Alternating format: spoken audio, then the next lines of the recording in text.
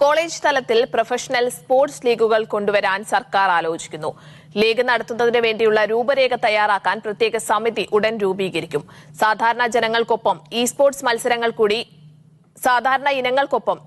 മത്സരങ്ങൾ കൂടി ലീഗിന്റെ ഭാഗമാക്കി നടത്താനാണ് ആലോചിക്കുന്നത്.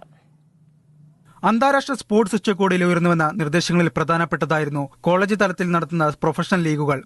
കായിക മേഖലയിലേക്ക് കൂടുതൽ കുട്ടികളെ എത്തിക്കുന്നതിനൊപ്പം മികച്ച വരുമാന സാധ്യതയും സർക്കാർ വിലയിരുത്തുന്നു.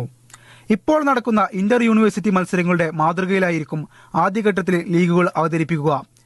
ക്രിക്കറ്റ്, ഫുട്ബോൾ പോലെയുള്ള ഗെയിം ഇനങ്ങളും എല്ലാ തരത്തിലുമുള്ള അത്ലറ്റിക് ഇനങ്ങളും ലീഗിന്റെ ഭാഗമാക്കും.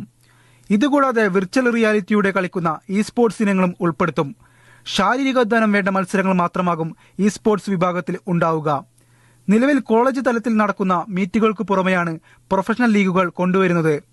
വിഷയം ചർച്ച ചെയ്യാൻ ഇന്നലെ ഉന്നത വിദ്യാഭ്യാസ മന്ത്രി ആർ ബിന്ദുവും കായിക മന്ത്രി വി അബ്ദുറഹ്മാനും കൂടിക്കാഴ്ച നടത്തിയിരുന്നു. ലീഗിന്റെ രൂപരേഖ തയ്യാറാക്കാനുള്ള ഒരു സമിതിയെ നിയമിക്കാൻ യോഗത്തിൽ ധാരണയായി. ഉന്നത വിദ്യാഭ്യാസ വകുപ്പിലെയും കായിക വകുപ്പിലെയും പ്രതിനിധികളെ ഉൾപ്പെടുത്തിയാണ് സമിതി രൂപീകരിക്കുക. പരമാവധി വേഗത്തിൽ പ്രവർത്തനങ്ങൾ മുന്നോട്ട് കൊണ്ടുപോകാനാണ് തീരുമാനം.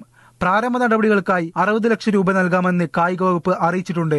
ഗോപാൽ ശീലാസനൽ, മീഡിയ 1, തിരുവനന്തപുരം.